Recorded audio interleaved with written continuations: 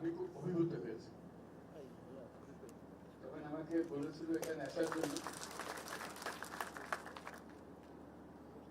আমি একটা দৈনন্দিন কাজ হিসেবে এটাকে নিয়েছি, যাতে এটা ঐতিহাসিক কাজ এটা অনুভব করি। এখানে আসার পরে আমি আমার নতুন বোধ হলো কি একটা মহান দিবসে, যেটা আগামী কাল আমাদের পহেলা বৈশাখ নববর্ষ, তার প্রাক্কালে আজকে এই দিনে এত বড় একটা কাজে শরীর হতে পারবো, সেই জন্য নিজেকে খুব সৌভাগ্যবান মনে করছি।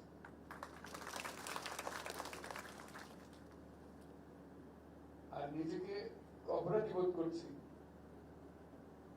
এত চমৎকার একটা আন্তর্জাতিক বৌদ্ধ বিহার আমার বাসস্থান থেকে 10 মিনিটেরও রাস্তা নেই।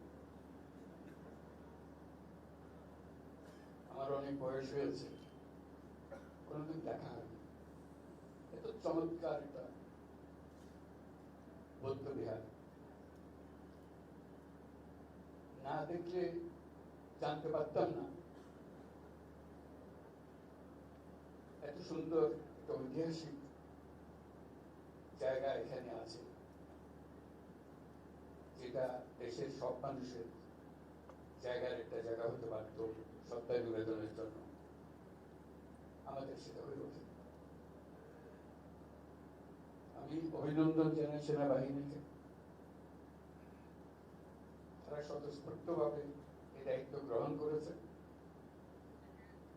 এবং একটি ভবন নির্মাণ, সম্প্রীতি ভবন নির্মাণের জন্য দায়িত্ব নিয়েছে। তাদেরকে আমি সবার পক্ষ থেকে অভিনন্দন জানাচ্ছি।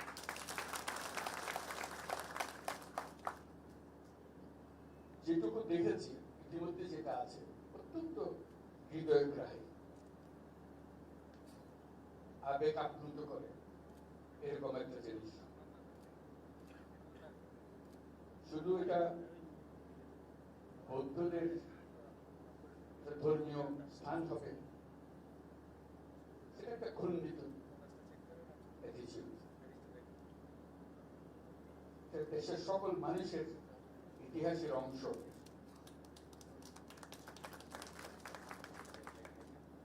সকল ছেলে মেয়ে একবার দেখে যাবে কি আছে, কি দেখা। এটা না দেখলে আমার তো কোনোদিন দেখা হতো না আজকে যদি না আসতো। আমার মতো বাংলাদেশের বহু মানুষ আছে যারা জানিও না যে এরকম একটা প্রতিষ্ঠান আছে, এটা ধর্মীয় প্রতিষ্ঠান আছে। অত্যন্ত মনোমুগ্ধ করে, হৃদয়ে আকর্ষণ করে।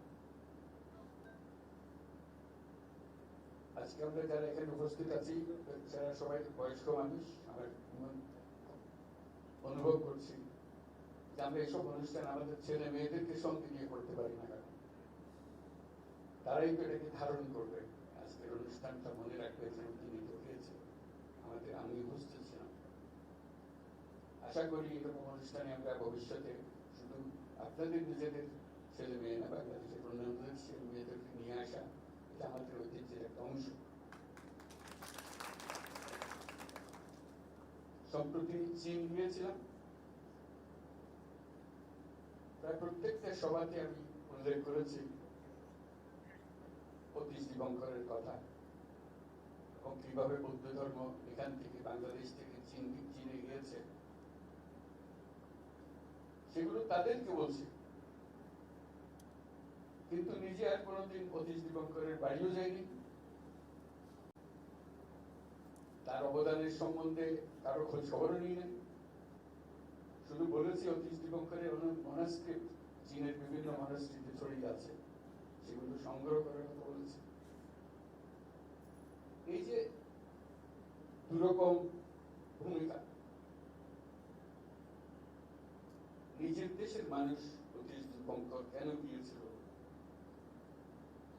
চীনের অত্যন্ত শ্রদ্ধেয় মানুষ হিসেবে কেন তিনি স্থান পেলেন তাদের মনের মধ্যে, অতীশ দীপঙ্করের উল্লেখ করলে মানুষ চেনে থাকে। তো সেই ইতিহাস তো মুছে যাওয়ার ইতিহাস, এই ইতিহাস তো সগর্বে তুলে ধরার ইতিহাস। আমাদেরই মানুষ, আমাদেরই পাড়ার মানুষ, তখন তো আর যানবাহনও ছিল না, কিছুই ছিল না। কিভাবে এত কিছু পার হয়ে হিমালয় পর্বত পার হয়ে সে দেশে গেল, সে দেশে বুদ্ধ ধর্ম প্রচার করলো, আজ পর্যন্ত তাকে মানুষ চেনেছিলেন। আজকে যেটা ভিত্তিপ্রস্তর স্থাপন হলো, সেই ইতিহাসেরই তো অংশ এটা।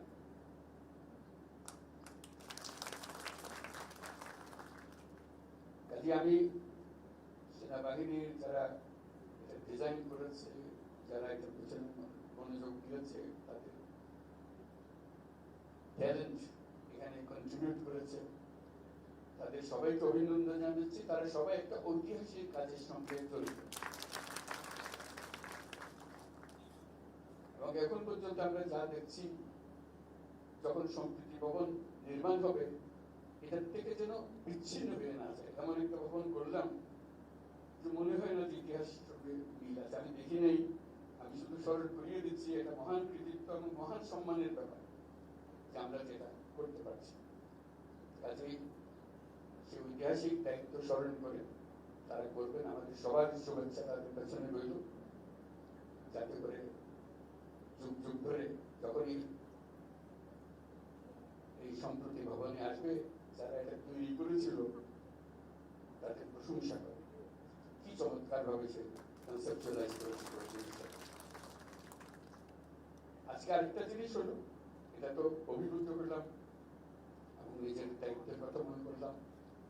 একটা করলাম যে যেদিকে তাকাই সব চাটকার লোক, ঢোকা অব্দি দেখছি চাটকার লোক। তো বুঝতে পারছি তাকে বুদ্ধ ধর্মের এখনো ঠিকানা চট্টগ্রাম। তোমরা ভালো আছো এখন?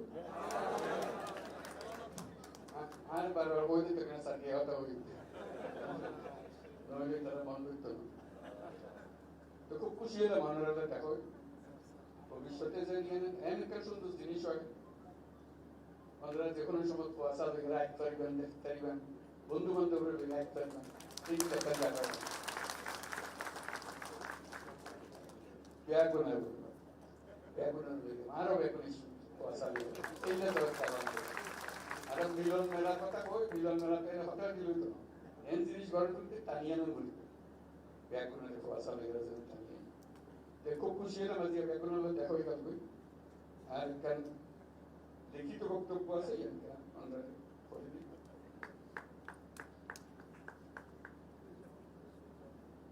এক্সেলেন্সিস, সুপ্রিয় উপস্থিতি, আপনাদের সবার প্রতি আমার শুভেচ্ছা ও সালাম। বাংলা নববর্ষের প্রাক্কালে আমরা আজ ঢাকা আন্তর্জাতিক বৌদ্ধবিহারে সম্প্রীতি ভবনের ভিত্তিপ্রস্তর স্থাপন করতে চাচ্ছি। আমরা বলে ফেলেছি কিন্তু এর মধ্যে এমন একটি সুন্দর শান্তিপূর্ণ অনুষ্ঠানে আমাকে আমন্ত্রণ জানানোর জন্য বাংলাদেশ বুদ্ধিস্ট ফেডারেশন এবং আন্তর্জাতিক বৌদ্ধবিহারের কর্মকর্তাদের প্রতি আমার কৃতজ্ঞতা ও ধন্যবাদ। একই সঙ্গে সবাইকে বাংলা নববর্ষের অগ্রিম শুভেচ্ছা জানাচ্ছি। শুভ নববর্ষ। অতি প্রাচীন সময় থেকে এই অঞ্চলের গুরুত্বপূর্ণ শিক্ষা প্রতিষ্ঠান হিসেবে আবির্ভূত হয়েছিল এখানকার বৌদ্ধ বিহারগুলো। এগুলো আমাদের ঐতিহ্য সভ্যতার নিদর্শন। পৃথিবীর দূর দূরান্ত থেকে ভিক্ষু ও ছাত্ররা এই বিহারগুলোতে আসতেন। মহামানব বুদ্ধের শান্তি ও সম্প্রীতির বাণী বিশ্বে ছড়িয়ে দিতেন। শুধু ধর্মীয় আচার ও শিক্ষা নয়, সমাজের জনকল্যাণকর কর্মসূচিরও কেন্দ্র ছিল এদেশের বৌদ্ধ বিহারগুলো। মহামানব গৌতম বুদ্ধ বিশ্ব মানবতার কল্যাণে সম্প্রীতি ও সাম্যের বাণী প্রচার করেছিলেন। বৌদ্ধ ধর্ম জীবজগতের সকল প্রাণীর মঙ্গল কামনা করে। মহামানব বুদ্ধ বলেছেন, শান্তি সুখ থেকে আমরা কাউকে বঞ্চিত করতে পারি না, এমনকি ক্ষুদ্র জীব থেকেও বঞ্চিত করতে পারে না। এদেশের বৌদ্ধ পণ্ডিত অতীশ দীপঙ্কর বিশ্ববরণ্য এক মহাপণ্ডিত, মহামানব বুদ্ধের বাণী তিনি বহন করে দিয়েছিলেন সে মহাচীনের তিব্বতে। চীনে এখনো তাকে সর্বোচ্চ মর্যাদায় শ্রদ্ধা জানানো হয়। বৌদ্ধ ধর্মের নিদর্শন, স্থাপনা, ঐতিহ্য ও পণ্ডিতগণ মানব সভ্যতার ইতিহাসে অত্যন্ত গুরুত্বপূর্ণ। সুপ্রিয় উপস্থিতি, আমি বরাবরই বলে এসেছি, নানা মত, ধর্ম, রীতিনীতির মধ্যেও আমরা সবাই এক পরিবারের সদস্য। দেশের হিন্দু, মুসলমান, বৌদ্ধ, খ্রিস্টান, পাহাড় ও সমতলের বিভিন্ন সম্প্রদায়, জনগোষ্ঠী সব মিলিয়ে দেশের মানুষের বিচিত্র ভাষা, সংস্কৃতি, ঐতিহ্য।